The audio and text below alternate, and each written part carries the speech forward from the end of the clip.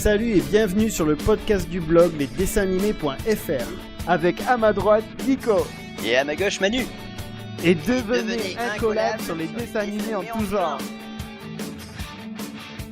Bonjour et bienvenue sur le podcast lesdessinsanimés.fr. Aujourd'hui dans ce nouveau podcast nous allons faire un podcast un petit peu thématique car aujourd'hui nous allons vous dire ce qui fait un bon animé cyberpunk. Et aujourd'hui pour m'accompagner j'ai deux invités avec moi, je n'ai nul autre que le fameux Barmy Fellure avec nous, notre expert cyberpunk post-apo. Bon, salut Barmy. Salut, bien le bonjour. Expert, je sais pas, mais l'incarnation du cyberpunk en tout cas c'est sûr. Ah, oh là là, attention. Et bien entendu, nous avons avec nous mon félon préféré, Juju Bafi. Ça va Juju? Et bonjour tout le monde, ça va? Alors moi je suis pas un expert, hein, je vous le dis. Ouais, mais tu connais quelques trucs, tu pourras nous en Oui. parler. Sur ce, donc on va, une fois que nous avons commencé sur les chapeaux de roue, nous allons faire dans un premier temps la définition de ce qui fait le cyberpunk. Est-ce que tu veux qu'on commence par toi Barmy, que tu nous dises un petit peu ta définition justement du cyberpunk?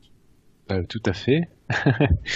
Pour moi c'est le mélange du cyber et du punk. Ouais. Donc la définition du cyberpunk pour moi c'est l'univers qui correspond à l'univers musical du punk et l'univers de l'informatique et de la robotique, et les deux mélangés, les deux combinés, et voilà, cet aspect cybernétique un peu hybride entre La chair et le métal déjà. la chair et le métal, mais pas juste cybernétique, parce que ça c'est l'hybride entre la chair et le métal, mais rajouter un côté dur, un côté punk en fait, un côté un peu dur, un côté un peu violent, un côté dystopique. Mais il y a Pour moi, cette- c'est il y a- c'est ça qui fait la. Ouais. Est-ce que cyberpunk. tu es d'accord avec le fait qu'il y a cette espèce d'idéologie de toute manière punk, dans le sens où en fait c'est des gens qui vont quelque part sortir d'une norme pour justement échapper à un univers quelque part cauchemardesque, Ouais. comme il est décrit Souvent, souvent on a d'ailleurs ça. dans le cyberpunk, et redonner quelque part un espoir de par cette transgression, cette anarchie que les héros vont amener quelque part dans l'univers cyberpunk quoi. Ah, complètement. Non, c'est quasiment ça à chaque fois. Ouais. Et, ouais. Et c'est vrai que j'en suis un peu l'incarnation pour le coup. C'est vrai. C'est vrai. Je vous rappelle qu'il a un groupe justement. Ouais. Un groupe très chelou, ouais. Mais de, non moins talentueux. cyberpunk hardcore du coup. Ouais, tout à fait, ouais, c'est ça qui est assez rigolo. Moi, je dirais ma définition quelque part du cyberpunk. Je ne vais pas reprendre bien entendu. Enfin, quoique quelque part, c'est un peu le sketch de Coluche avec le capitalisme et le communisme. Je dirais qu'en fait, le cyberpunk, en fait, il vient de la science-fiction, bien évidemment. Et en fait, pour moi, la science-fiction, c'est un petit peu le progrès technologique, les avancées justement, les avancées scientifiques au bénéfice de l'humanité, c'est-à-dire tout ce qui est exploration de l'espace, soigner des maladies, voilà. C'est un petit peu des espèces de mondes utopiques. Et en fait, j'ai envie de dire que le cyberpunk, c'est l'inverse.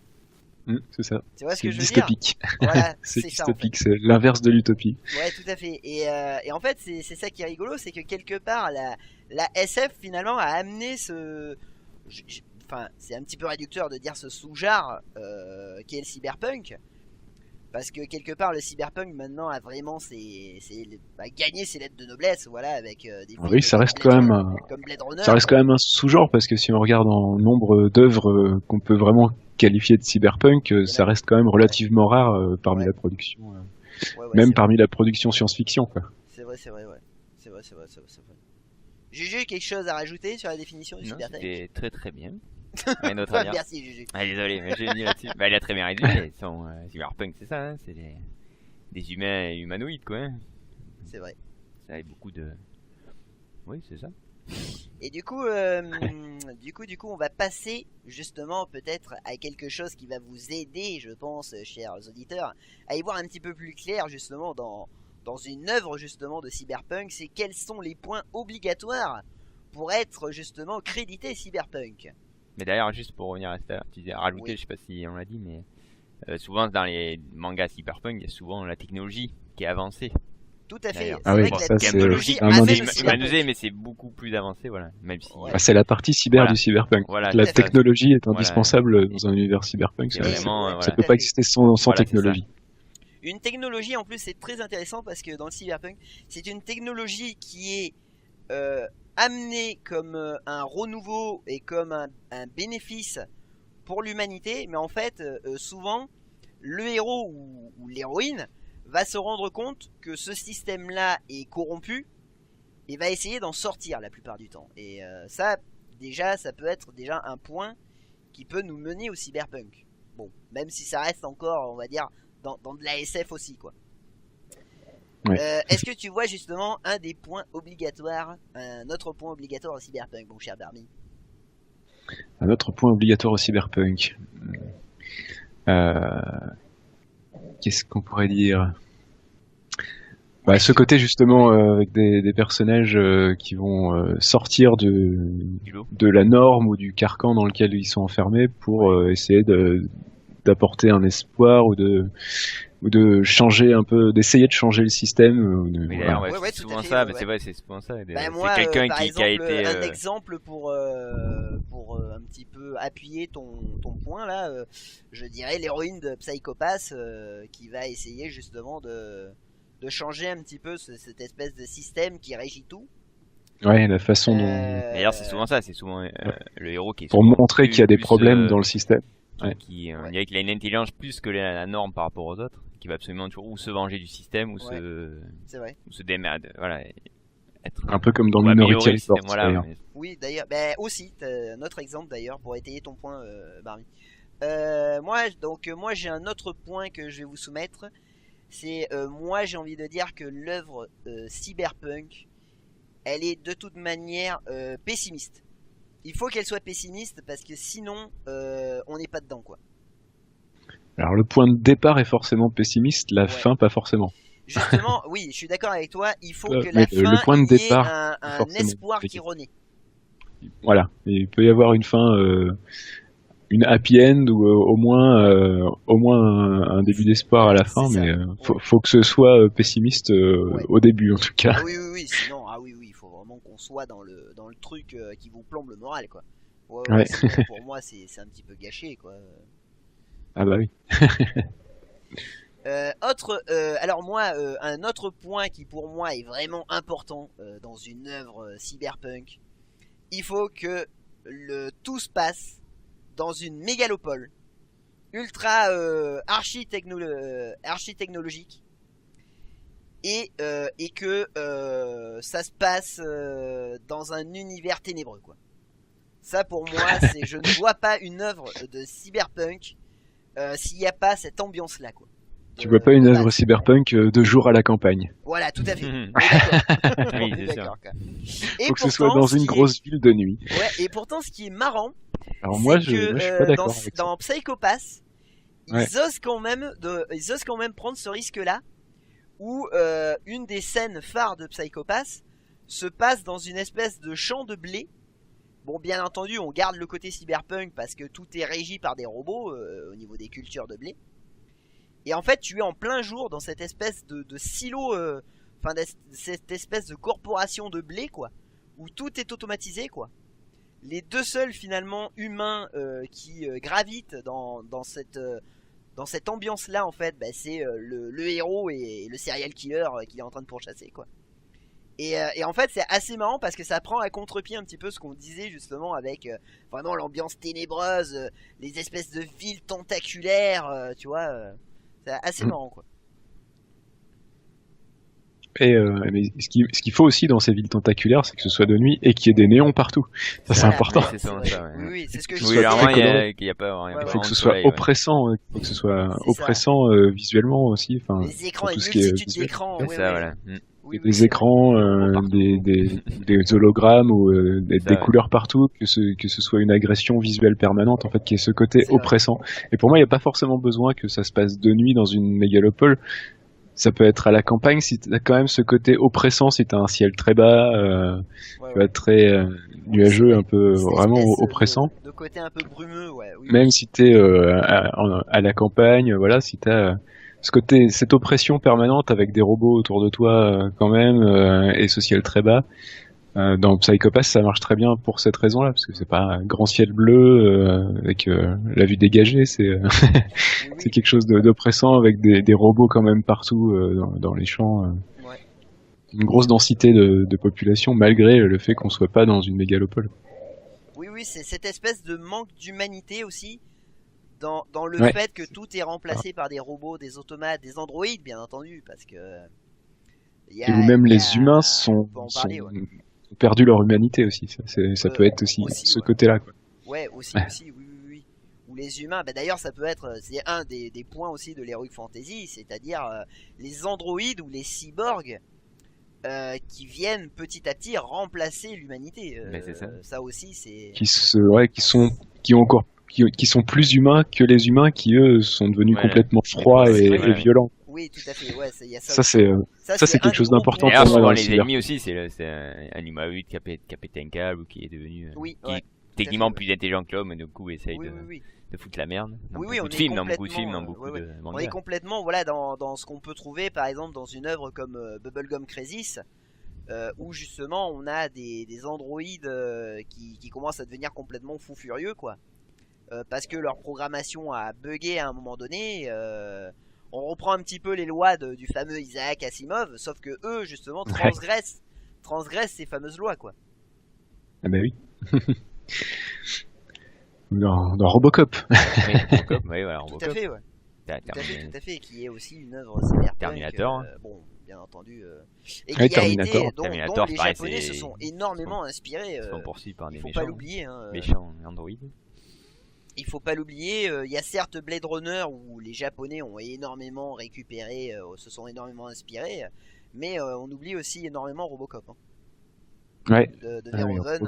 Robocop c'est très très important dans oui. le cyberpunk.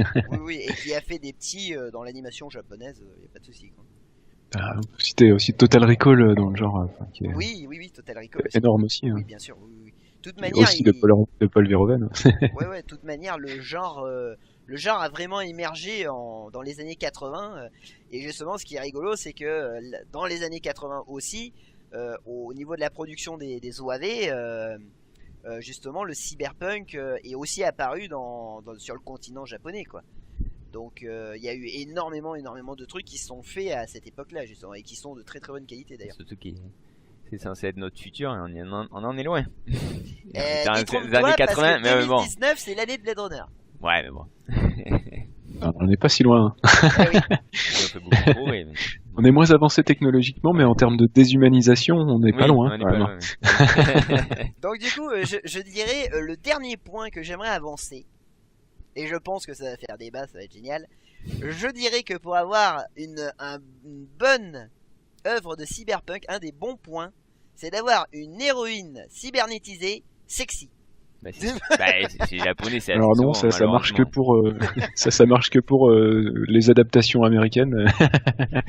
Ouais. Non mais je parle pour le Japon. Ouais, Japon c'est non, une héroïne sexy pour moi c'est pas du tout indispensable. C'est pas indispensable, mais c'est assez souvent que c'est une fille sexy qui est dans l'animation japonaise. Il n'y a pas de meilleur personnage que Gali dans Gum et que Naomi Armitage dans Armitage de 3. Oui. Excusez-moi, mais j'ai oublié Motoko Kusanagi dans Ghost in the Shell, voilà. Mais dans Cobra, il est pas mal Cobra. Voilà. Bah, moi, Cobra, c'est pas cyberpunk. Désolé, mais moi j'ai un faible pour Cobra. Un peu quand même, hein. Non, du tout. Presque, mais pas de presque, mais bon. Il y a pas tout ce qu'il faut pour que ce soit vraiment cyberpunk Cobra. Pour parler d'ailleurs de l'auteur de Cobra, Bushi Terasawa, il a fait pour le coup une vraie œuvre, si vous voulez vous y intéresser. Il a fait une vraie œuvre de cyberpunk qui s'appelle Goku Midnight Eyes. Voilà. Et d'ailleurs dans Demolition Tank Police, c'est pas des filles aussi, des héroïnes? Dans Demolition Tank Police, dans Dominion, pardon, oui, dans Dominion Tank Police, en effet, c'est une héroïne aussi, mais qui n'est pas cybernétisée pour le coup. Mais en effet, c'est une héroïne, c'est plutôt sympa. Donc du coup. Dans Akira, c'est pas les héroïnes aussi. On va continuer sur notre autre chapitre, bien entendu, qui sont. On est à nos recommandations justement sur quels sont les classiques du cyberpunk à voir absolument. Bah, c'était pas mal. Juste avant. Si vous voulez, je commence, y a pas de souci. Bah, si tu veux, ouais. Alors, moi, je vais vous en donner un qu'il faut voir absolument. C'est un vieil anime. Alors, je suis désolé, moi, je suis un vieux con, donc je vais vous donner des vieux animes. Je vous recommande de vous mater les Cyber City. Vous pouvez les trouver en français sur YouTube. Si vous n'avez pas vu les 3 OAV de Cyber City, ben alors moi je les ai pas vus. Eh ben foncez les enfants. Parce alors absolument que je l'ai pas. Ah oui, parce c'est relativement récent ça. Ça c'est du cyberpunk les enfants. Ah oui, Cyber City. On suit. Alors ça reprend d'ailleurs, ça s'inspire d'un autre film de Schwarzy, le fameux film où ils font jouer des prisonniers là. Ils font le jeu de la mort. Alors je ne me souviens plus du titre du film. Je suis désolé. Donc en fait, on est avec des prisonniers. Schwarzy avec le jeu de la mort, c'est Running Man, non? Oui, Running Man, bravo. Vous avez gagné 10 points. Donc ça reprend un petit peu ce concept-là. On est avec des prisonniers qui ont le fameux collier qui explose si jamais ils font des conneries, qui sont recrutés par la police cybernétique, voilà. Et du coup, on suit ces espèces d'anciens repentis, quoi, qui sont devenus des flics. Dans différentes enquêtes, mais c'est toujours lié justement à de la haute technologie, enfin que ce soit d'ailleurs à des avancées génétiques par exemple, tu vois. Il y a un petit peu ce côté-là. Il y a ce côté où ils vont se battre contre un nouveau modèle de robot militaire, tu vois. Il y a plein de trucs comme ça. Franchement, c'est un truc, moi, c'est une de mes œuvres cultes. Je vous recommande vraiment Cyber City, quoi. Bah après. Après, il y a les plus connus, hein. Il y a Armitage 3, comme tu as dit tout à l'heure. Ouais, tout à fait. Qui est connu à l'époque des années 80. Ouais. Après, Akira, bien sûr. Et qui connaît pas Akira, tout ça, ouais. Cyber City, Armitage 90. Ouais, dans les années 90. Ouais. Après, 80, c'est plus Akira, Apple Seed. Oui, voilà. De toute manière, c'est comme je disais, c'est là que ça a émergé. D'ailleurs, 95, on avait Ghost in the Shell, le premier film de Mamoru Oshii. Et Pat Labor, il fait pas partie du Pat Labor, Pat Labor, c'est limite, c'est un peu c'est pas assez noir, ouais, c'est plus anticipation Pat Labor. Oui, Ghost in the Shell, on l'a dit. Hein. Après, il y en a d'autres, mais je connais. Il y en a d'autres, attends, Barmy, peut-être tu en as d'autres. Peut-être qu'on lui a piqué tous ceux qui savaient. En anime, en film. Non, film, je sais pas. En film, on en a pas cité, on a cité un peu tout à l'heure, il y a Blade Runner, Tron, Robocop, Total Recall, ça c'est des gros incontournables quoi, du cyberpunk. Il y a Judge Dredd, Johnny Mnemonic. Oui, tout à fait, qui est d'ailleurs le 5e élément aussi. Alors attends, je te coupe 2 minutes. Johnny Mnemonic, qui est justement l'adaptation du roman Le Neuromancien de Philippe K. Dick. Oui, et c'est ça. C'est le même auteur, donc justement, dont s'est inspiré Blade Runner, on va dire ça, parce que... Blade Runner, c'est Philippe K. Dick. Le titre n'est pas le même d'ailleurs. C'est marrant parce qu'ils ont changé le titre à chaque fois, on va savoir pourquoi. Ouais. Parce que Johnny Mnemonic est le neuromancien et Blade Runner, c'est les androïdes rêvent-ils de moutons électriques, le vrai titre. Ouais, c'est ça. Si tu le traduis mot à mot, ça donne ça. Ouais. C'est ça, ouais. Ouais. Donc ça, Matrix aussi, qui est voilà. Oui, Matrix, tout à fait, qui est une pure œuvre aussi cyberpunk. Alors là, vous avez vraiment tout en plus, voilà. Vous avez les intelligences artificielles. Toi, Barmy, en plus, qui adore le post-apo, t'es servi, quoi. Ouais. Avec Matrix, c'est ça qui est. Matrix, ouais, voilà, c'est ça. On a du post-apo dans le monde réel. Matrix, c'est grandiose, quoi. Ouais. T'as Minority Report aussi. Oui, tout à fait. Il y en a un paquet. Il y en a un paquet déjà en live, oui, il y en a quand même un petit paquet. Mais bon, c'est vrai que je pense qu'on avait fait le tour quand même là. Ouais, on a fait déjà un bon petit tour. Akira, on l'a cité, on a cité Akira, je crois. Akira, on l'a dit. Alors moi j'ai d'autres animes à citer vu que. Et en plus récent, il y a. Pas tout dit. Non, si je vais vous donner un vieux truc. Serial Experiment Lane. Voilà. Ah oui, voilà, tout à fait, oui. C'est plus récent. Nickel, Serial Experiment Lane de Barmy, souvenez-vous-en. Ouais. Serial Experiment Lane. Est-ce que tu as vu les. Alors moi je vais vous dire encore un vieux truc à la con. Les Bubblegum Crisis. Ah oui. Alors là, si vous n'avez pas vu ça encore, c'est un vieux truc, des années 80 là aussi. Les Bubblegum Crisis, si vous n'avez pas vu ça, alors pareil, courez-y. Je crois qu'ils ont rénové d'ailleurs, enfin ils ont pas rénové, mais ils ont remasterisé, on va dire la série justement. Il y a récemment, je pense d'ailleurs, donc vous pouvez peut-être la trouver en DVD ou quoi. On est vraiment dans du pur cyberpunk là aussi. On suit en fait un groupe de nanas qui se font appeler les Cyber Knights. Et en gros, elles s'occupent de... En gros, on apprend que Tokyo a été ravagé par un cataclysme, quoi. Et en fait, pour reconstruire Tokyo en un temps record, ils ont fait appel à des androïdes très perfectionnés, à l'intelligence artificielle ultra évoluée, qui se font appeler les boomers. Et de temps en temps, ces petits boomers là, ils pètent un fusible, on va dire. Ils ont des bugs et ils deviennent ultra violents, ou ils ont des pulsions meurtrières, quoi. Et justement, ces Cyber Knights, on va dire, ces espèces de super héroïnes de l'ombre, se débarrassent de ces bugs, quoi. Et c'est vraiment super. Enfin, moi, c'est tout ce que j'aime. Ultra violent. Il y a du sexe. Il y a cette mégalopole qui est Tokyo, qui est devenue Tokyo, complètement tentaculaire, très sombre, qui est dirigée en plus par une espèce de corporation qui est nommée la Genom, justement, qui produit les fameux boomers. Et tu sais, et ces mecs-là sont corrompus. Tu vois que, en fait, ils profitent des bugs de certains de leurs modèles pour faire leurs petites expériences. Tu vois, c'est vraiment une super œuvre à découvrir, quoi. Là, si vous ne la connaissez pas, en tout cas. C'est bon. C'est noté. Ouais, c'est bon, c'est noté. Sinon, pour les plus récents, il y a Dimension W que vous pouvez aussi vous bouquiner. Et après, on va redire aussi Psycho-Pass quand même, parce qu'on l'a beaucoup cité en exemple au cours de ce podcast. Hein, Psycho-Pass, qui est plus récent aussi, Psycho-Pass. Et Psycho-Pass qui est très 2012, intéressant. Je crois, chose comme ça. Psycho-Pass aussi qui est super, hein. Vraiment, moi j'ai découvert ça un petit peu sur le tard, mais j'avoue que l'œuvre est excellente. On est dans... Surtout qu'on suit des flics là aussi, on est... En fait c'est marrant parce que le monde cyberpunk pour le coup dans Psycho-Pass n'est qu'une excuse pour en fait suivre une enquête à la Seven, à la David Fincher, quoi. C'est vraiment excellent. Un peu, ouais. Il y a Adepolis, je crois aussi. Oui, Adepolis, tout à fait, oui, qui est d'ailleurs qui est dans le même univers que Bubblegum Crisis, justement. Donc voilà, on a fait le tour un petit peu de tout, n'est-ce pas? Avec tout ça, vous avez... Non, on n'a pas fait les BD. Ah, les BD. Ah non, on fait pas la BD. Après, il y en a pas énormément. Un conseil, il y a ouais, l'Incal et la casse des métabarons, voilà. Ah oui, c'est vrai. Truc. Ah, j'aurais plutôt dit, ouais, d'accord, ok. J'aurais plutôt dit SF, moi, mais c'est vrai que c'est assez... Ah, l'Incal, ouais, les métabarons et l'Incal, c'est quand même plutôt cyberpunk, ouais. Ouais, c'est vraiment assez pressant. Ouais.